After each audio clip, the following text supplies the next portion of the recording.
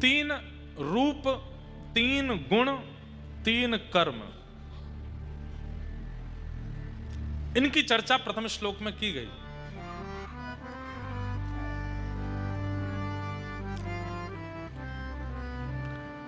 भगवान का परिचय क्या है, बहुत ध्यान से सुनिएगा। पहले श्लोक में ही स्पष्ट कर दिया कि ठाकुर जी कौन है। हम लोग हिंदू वैदिक सनातन धर्मावलंबी अपने आप को कहते हैं, पर हमसे हमारे ठाकुर जी के बारे में कोई पूछे तो हमको ज्यादा ज्ञान नहीं। ध्यान से सुनो।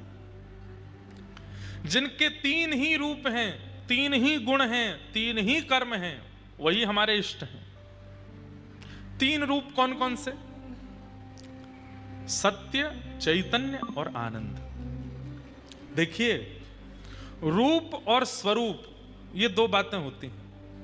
मैं हर कथा में लगभग ये बात कहता हूं, रूप और स्वरूप। हम आप सब लोगों के भी रूप अलग हैं, स्वरूप अलग हैं। अभी आप लोग कथा में बैठे हैं, ये आपका रूप नहीं है, ये आपका स्वरूप है।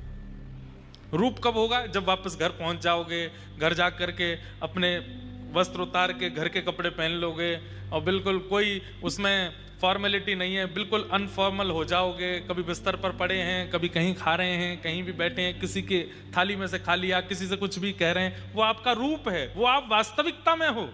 लेकिन घर से बाहर निकलते ही आप स्वरूप धारण करते हो। जो आप नहीं हो वो बनते हो।